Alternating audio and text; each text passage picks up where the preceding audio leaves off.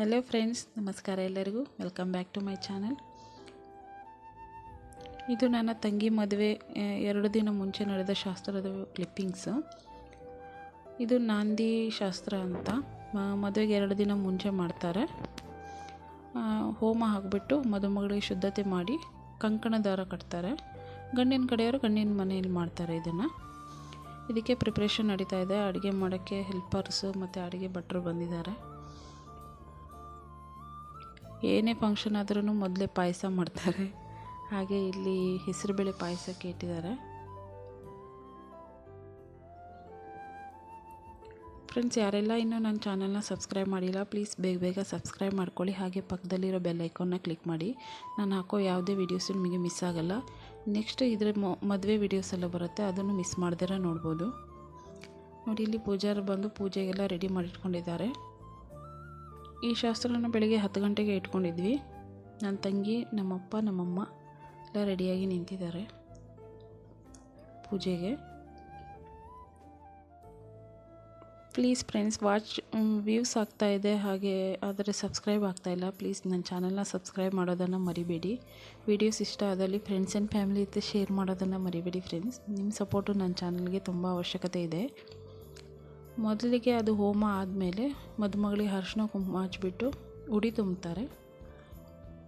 ಸ್ವಂತದವರೆಲ್ಲ ಬಂದಿದ್ದರೆ ಅವರೆಲ್ಲನೂ ಅರಿಶಿನ ಕುಂಕುಮ ಕೊಟ್ಟು ಉಡಿ ತುಂಬೋ ಶಾಸ್ತ್ರ ಮಾಡ್ತಾರೆ. ಹಾಗೆ ಆರತಿ ಬೆಳಗ್ತಾರೆ. ಗಂಡಿನ ಮನೆಯಲ್ಲಾದರೆ ಅವರಿಗೆ ಮುಂಜಿ ಶಾಸ್ತ್ರ ಅಂತ ಮಾಡಿಬಿಟ್ಟು ಈ ಶುದ್ಧತೆ ಹೋಮನ ಮಾಡ್ತಾರೆ. ಇಲ್ಲಿ ಒಬ್ಬೊಬ್ಬರೇ ಅವರಿಗೆ ಅರಿಶಿನ ಕುಂಕುಮ ಹಚ್ತಾ ಇರೋದು. ನಮ್ಮ ತಂಗಿ ತುಂಬ ಚೆನ್ನಾಗಿ ಕಾಣಿಸ್ತಾ ಇದ್ರು ಆವತ್ತಿನ ದಿನ. ಇದು ನಮ್ಮ ರಾಮಕ್ಷತ್ರಿಯ ಸಮಾಜದಲ್ಲಿ ನಡೆಯುವಂಥ ಶಾಸ್ತ್ರ. ಇದು ಸಾಮಾನ್ಯವಾಗಿ ಎಲ್ಲ ಇದರಲ್ಲೂ ಮಾಡ್ತಾರೆ. ಹಾಗೆ 5 ಜನ ಮುತ್ತೈದೆಯರು ಸೇರಿಕೊಂಡು ಆರತಿನ ಮಾಡ್ತಾರೆ ಮದುಮಗಳಿಗೆ ಮತ್ತು ಅಪ್ಪ ಅಮ್ಮಗೆ.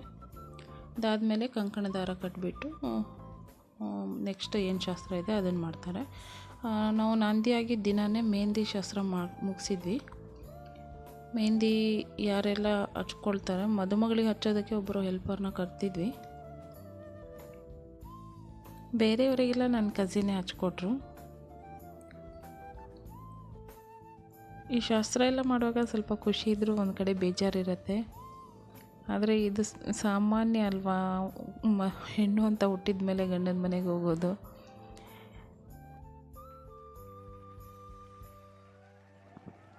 ಒಂದು ದಿನದ ಮದುವೆಗೋಸ್ಕರ ನಾವು ಆಲ್ಮೋಸ್ಟ್ 3 ಮಂತಿಂದನೂ ಇದಕ್ಕೆ ಪ್ರಿಪ್ರೇಷನ್ ಮಾಡ್ಕೋತಾ ಇದ್ವಿ.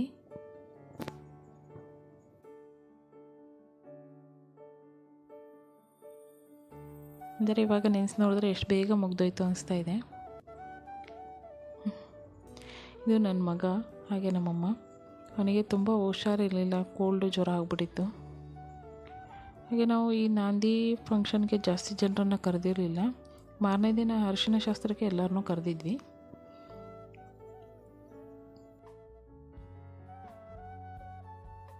ಪೂಜೆ ಎಲ್ಲ ಮುಗಿದ್ಮೇಲೆ ನಾವು ಈವ್ನಿಂಗು ಮೆಹಂದಿ ಶಾಸ್ತ್ರಕ್ಕೆ ಎಲ್ಲ ರೆಡಿ ಮಾಡಿ ಇಟ್ಕೊಂಡಿದ್ವಿ.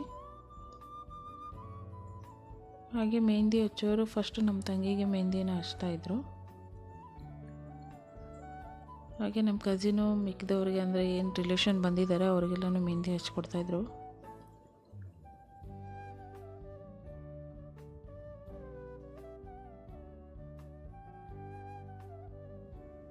ಮೆಹಂದಿ ಹಚ್ಚೋರು ತುಂಬ ಸ್ಲೋ ಆಗಿ, ಆದರೆ ಡೀಪಾಗಿ ನೀಟಾಗಿ ಮೆಹಂದಿನ ಹಚ್ಕೊಟ್ಟಿದ್ದಾರೆ. ತುಂಬ ಚೆನ್ನಾಗಿ ಹಾಕಿದ್ರು. ಇವ್ರ ಕಾಂಟ್ಯಾಕ್ಟ್ಸ್ ಬೇಕಿದ್ದರೆ ನಾನು ಲಿಂಕ್ನ ಶೇರ್ ಮಾಡ್ತೀನಿ.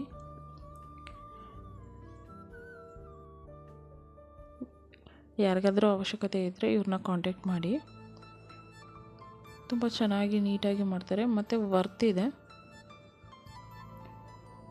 ಪ್ರೈಸ್ ತುಂಬ ಜಾಸ್ತಿ ಏನಿಲ್ಲ.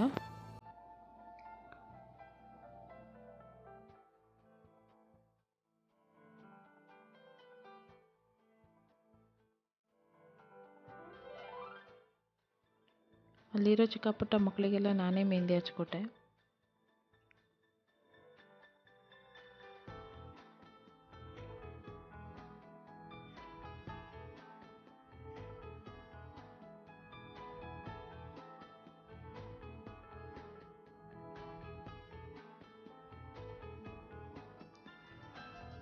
ನಮ್ಮ ಕಸಿನ್ ಎಲ್ಲರಿಗೂ ಮೆಹಂದಿ ಹಚ್ಬಿಟ್ಟು ಪಾಪ ಅವ್ರ ಕೈಗೆ ಅವರೇ ಹಚ್ಕೋತಾ ಇದ್ದಾರೆ.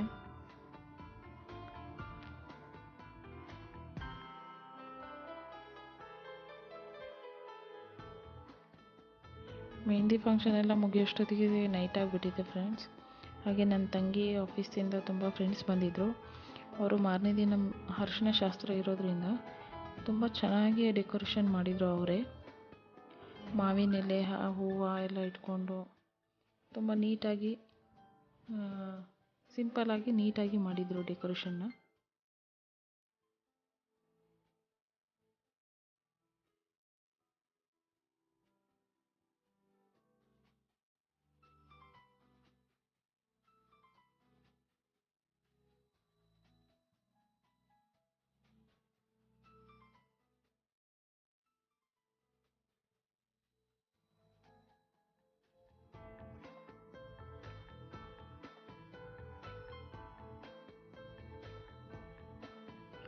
ಇಷ್ಟೇ ಫ್ರೆಂಡ್ಸ್ ಇವತ್ತಿನ ವಿಡಿಯೋ. ನೆಕ್ಸ್ಟ್ ಅರಿಶಿನ ಶಾಸ್ತ್ರದ ವಿಡಿಯೋ ಬರುತ್ತೆ. ಸಿಗೋಣ ನೆಕ್ಸ್ಟ್ ವಿಡಿಯೋದಲ್ಲಿ. Bye friends.